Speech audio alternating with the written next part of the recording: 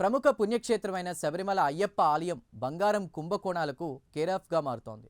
గర్భగుడికి ఉపయోగించిన బంగారు పలకల విషయంలో బంగారం తగ్గడంపై ఇప్పటికే పెద్ద ఎత్తున గొడవ జరుగుతూ ఉండగా శబరిమల ఆలయానికి సంబంధించి మరో బంగారం స్కామ్ బయటపడింది. గర్భగుడిలో ఉండాల్సిన పవిత్రమైన దండం కనిపించకుండా పోయింది. అయితే ఇది కొన్నేళ్ల కిందటే మిస్ కాగా తాజాగా ఆ వ్యవహారం వెలుగులోకి వచ్చింది. దీంతో దేవుడికి సంబంధించిన అపారమైన బంగారం సంపద విషయంలో అయ్యప్ప స్వామి భక్తులు ఆందోళన వ్యక్తం చేస్తున్నారు.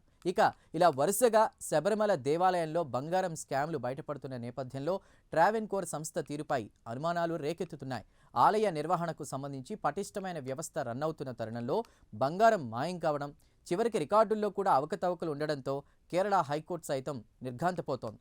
ఇక ప్రస్తుతం కనిపించకుండా పోయిన బంగారు యోగదండం విషయానికి వస్తే శబరిమల ఆలయంలో గర్భగుడిలో పురాతనమైన యోగాదండం ఉండేది. బంగారు పూత కోసం దీన్ని 2018లో తీసుకువెళ్లారు. ఆ తర్వాత కొత్తగా తయారు చేసిన యోగాదండం తీసుకొచ్చారు. కానీ అసలైన యోగాదండం మాత్రం తిరిగి వెనక్కి రాలేదు. అప్పటి నుంచి అది మాయమైంది. ఆ తర్వాత ఈ యోగాదండం వివరాలు కూడా తెలియలేదు. దీని పూర్తి వివరాలు ఆలయ ఆభరణాల స్ట్రాంగ్ రూమ్ రిజిస్టర్లో ఎంట్రీ కాలేదు.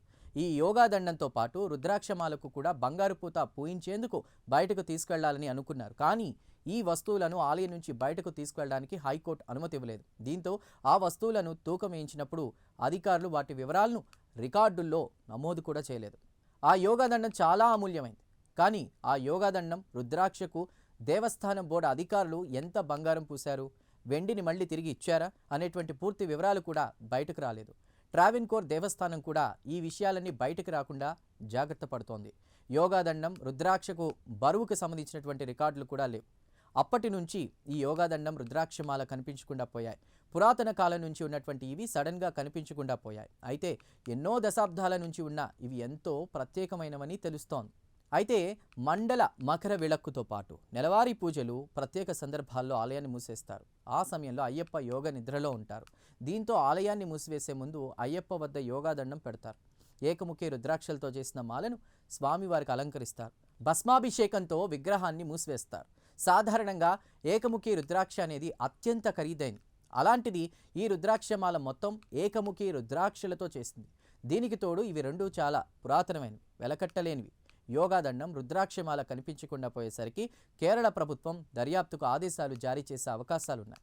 ఇక ఎలా ఉంటే కొన్ని రోజుల క్రితం శబరిమల అయ్యప్ప ఆలయంలో 4.5 కిలోల బంగారం మాయం వ్యవహారం పెద్ద దుమారాన్ని రేపింది. దేశవ్యాప్తంగా పెను సంచలనం సృష్టించింది.